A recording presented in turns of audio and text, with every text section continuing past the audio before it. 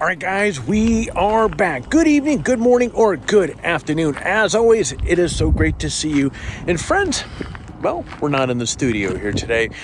We're out in the middle of Arizona, actually Golden Valley to be specific. And it is hot, very hot.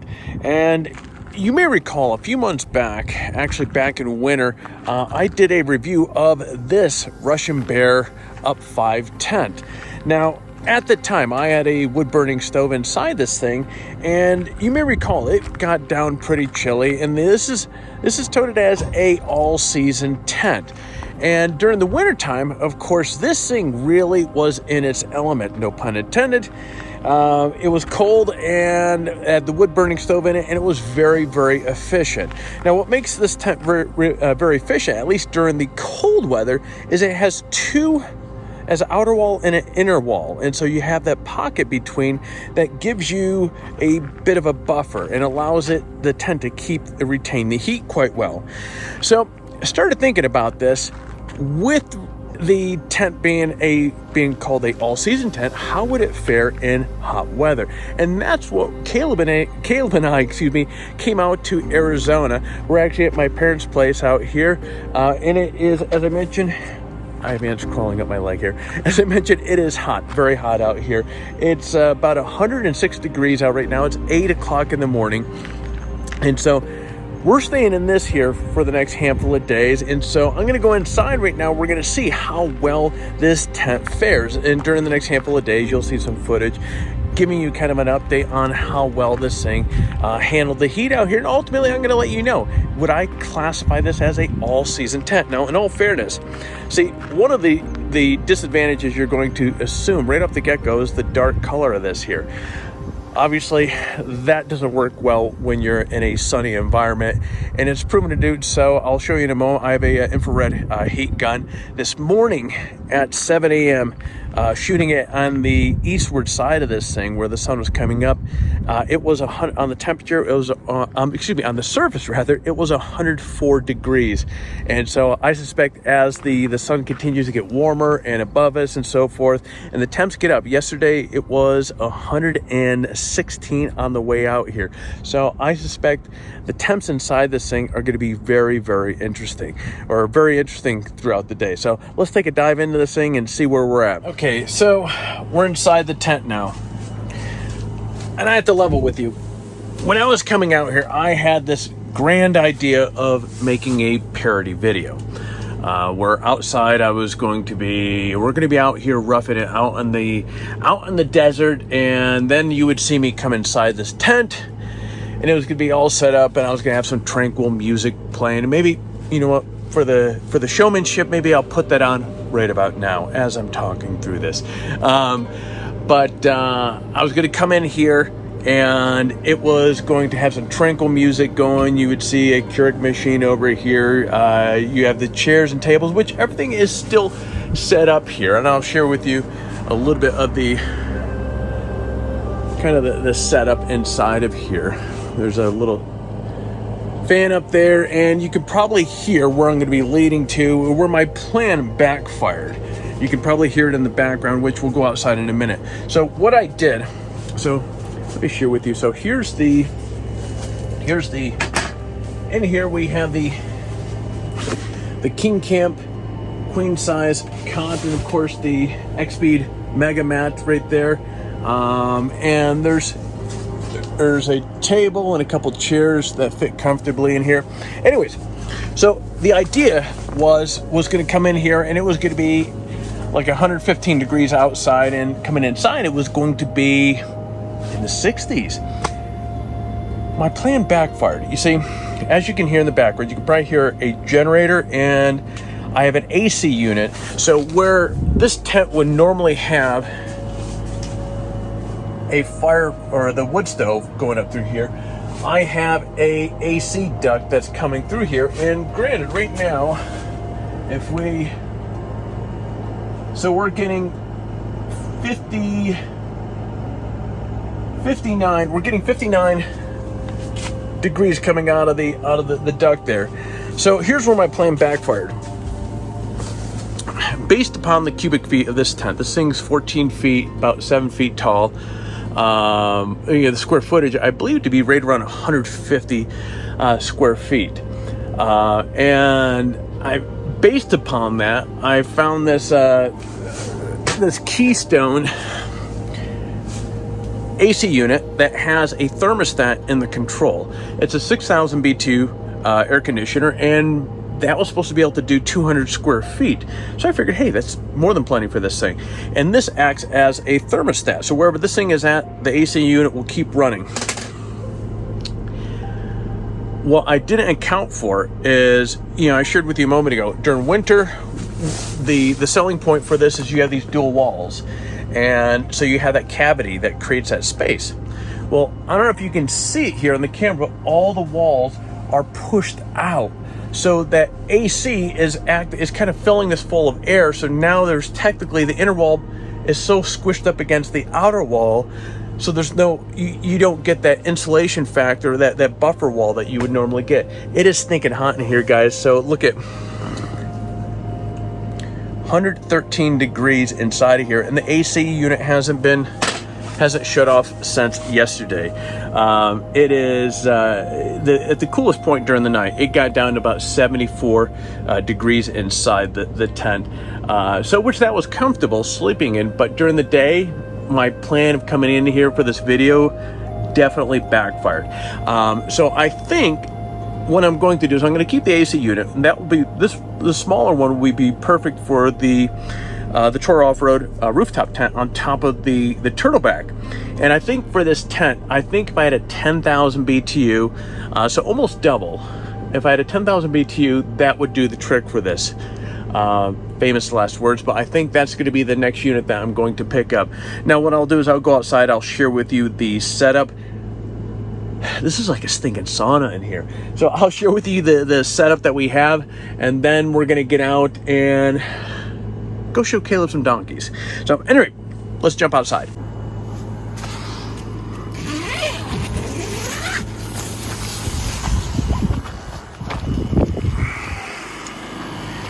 Okay, so here is the Keystone 6,000 BTU air conditioner. And what I did here, guys, normally the air would be coming out of the front, and I simply took some Gorilla Tape, blocked that off, and I put a duct. I cut a hole in the top of the AC unit that forces the air up through here, through an insulated line, and into the chimney duct. Now, you can get a sense of where this is a Generac 3500. This thing's actually very quiet and extremely efficient. Electric start is the IQ 3500. I have to say, guys, I'm super pleased with this generator. It sat in my garage for about a good 2 months. So when I brought it out here, it needed to run for a little bit for the battery to charge in it, which, you put the thing on choke, you can pull start it in one swing. And so this has been running all night. I'm going to be shutting it down here in a minute, but you can see the distance.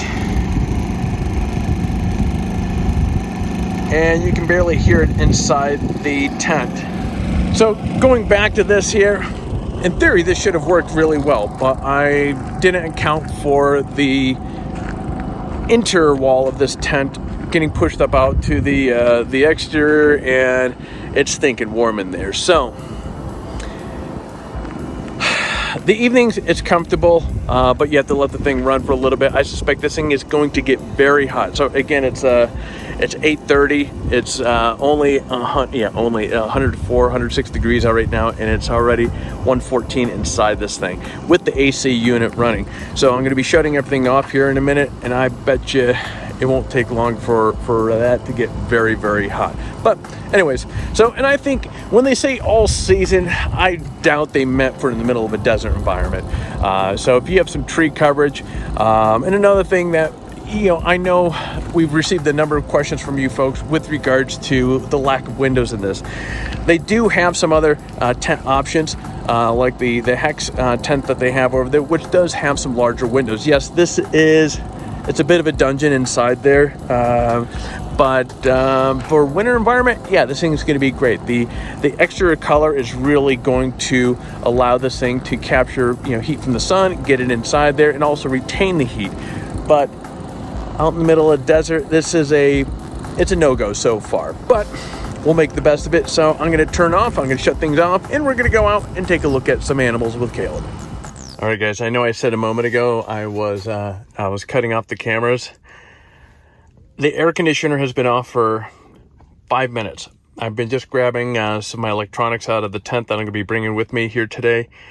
This is where we're at right now already. Mind you, the AC has been off only for 5 minutes. This is crazy. So when we get out there, my mother was telling me about this place called Oatman, which is a small kind of mining village. During the early 1900s, there was a large amount of gold that was mined out of there, and they have all these wild donkeys walking around. So of course, I knew Caleb would love this, and I would highly recommend if you get out towards this area, visit Oatman. There's a lot of very old school charm. It's funny thing is, there's almost equally as many donkeys walking around as there are people. So if you have young kids, they will certainly enjoy it. Now we didn't stay too long out here because it was just very, very hot. All right, we've been, let's see, it's 2:30 right now. We just came back. The tent's been sitting in the sun all day. As you can see, this is very hot in here. I'm glad I moved all the electronics out of here, but this is pretty warm. A nice peaceful night. The AC unit is firing up, starting to cool down the oh so hot interior of this tent. Okay, night number 2. The air conditioner's been running for about a good couple hours or so.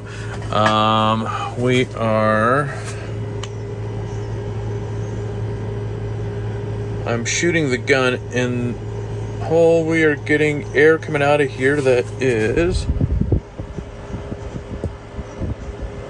get a good read here, 49 degrees. 49 degrees, and it is 82 degrees out right now. Outside is about 104 degrees out still right now. So the temp, it's actually pretty reasonable. Once we got in here, turned on the fan up on top, so it's going to force a lot of the air down, and also obviously a lot of the cooler air is down towards the bed, and it's actually quite reasonable. So and also I fixed the duct coming into the tent, so I think we're going to be into the 70s probably within the hour. So I'm being optimistic about this. But yeah, so round number 2, and this is what I was talking about. So let me turn this around. Okay, so this is what I was talking about. If I could find what I did with my flashlight. Okay, so if you notice all the walls, it's all pushed out. All the walls it's created almost like filling up. This entire tent has become kind of like a balloon. So all the walls are all pushed out or all pushed up against the outer walls. All right, there you go. So as you can see, things are cooling off quite a bit. I think it's going to be within a couple hours. We should, as I mentioned, be in the mid 70s, which is going to make it very nice in here. That said, I'm going to turn the camera off. I'm going to watch a movie, and I'll see you in the morning. After waking up to a hot, sweltering morning, and it wasn't really that hot, but it was getting hot very fast, we decided to get out of the sun. And so what we ended up doing was, there was a handful of museums in town. Well, we made a family trip out of it. We all went in. Caleb got to see a bunch of trains, and this is what happened when we got there, when we got back to the tent.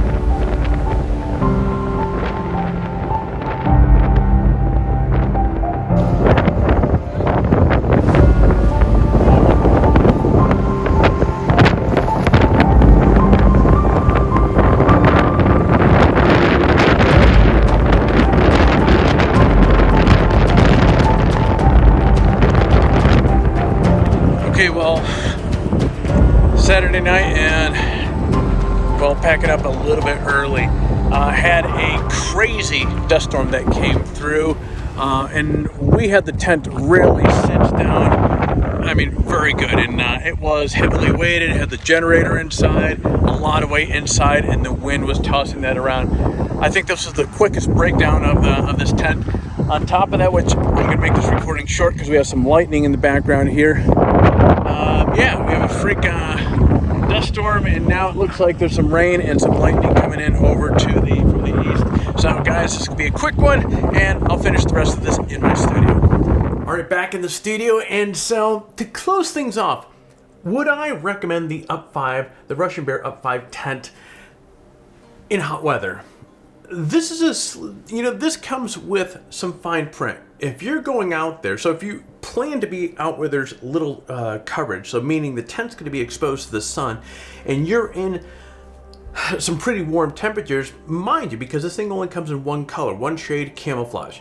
It's going to heat up, and anything that's inside this thing, obviously it acts as an oven, so it's going to take a while for this stuff to cool down. So if you don't have means of cooling this down, things are going to be warm inside for a bit, which can make things uncomfortable for falling asleep. So my opinion, now I'm going to go back out after I pick up a 10,000 BTU air conditioner and retry this out to see because I think if I can maintain obviously the coolness inside this thing, yeah, that's going to be stinking awesome. But where this thing really does shine is definitely in cold weather. These guys, they get it. Hands down, this is the best tent that I've ever used in cold weather. Just in hot weather, it's a struggle. You have to get really creative to beat physics in this case, to cool that down inside. And I think with the 6,000 BTU, what took it a while to cool down, because everything was so darn hot inside there, the air conditioning unit was fighting to cool everything down, which of course all that stuff was heating everything inside of it. But so hot weather, I'm gonna pass unless you have like a very good AC unit that you can use to at least maintain the temperatures in there. If you're doing cold weather camping, hands down, you're not gonna be disappointed. This is the best tent for that. And I think in terms of normal temperatures, so if you're out and it's like 80, 70 or 70s, 80s, you're gonna be fine with this. Make sure you just have a tent, because there's two big doors on each side that allow through airflow, but anything over that, and especially if you're out in the sun, no. I would say or recommend other options, particularly something that might have like a tacky or light, like a tan color that's going to push some of those sun rays, some of that heat away. Or if you have an AC unit, then you're all set. All right, guys, there you go. This was a fun video to put together. This Russian Bear tent, since I've got my hands on it, I absolutely love it. And if you do any cold weather camping, or if you're camping in normal temperature ranges, aka meaning nothing over 90 and so forth, I would highly recommend this tent. I'm going to put a link in the description below for you can order one of these things. Now, it's that time of the video where I'm going to recommend all those YouTube things that we really enjoy as creators. So if you're currently not subscribed to the channel, hit the subscribe button. If you found some value, if you were mildly entertained with this video, hit the like button, and hell, while you're at it, smash that bell so therefore you're notified each time that we come out with a new video. Friends, I'm going to be jumping out of my studio here, so you get out there, stay healthy, and find your adventure.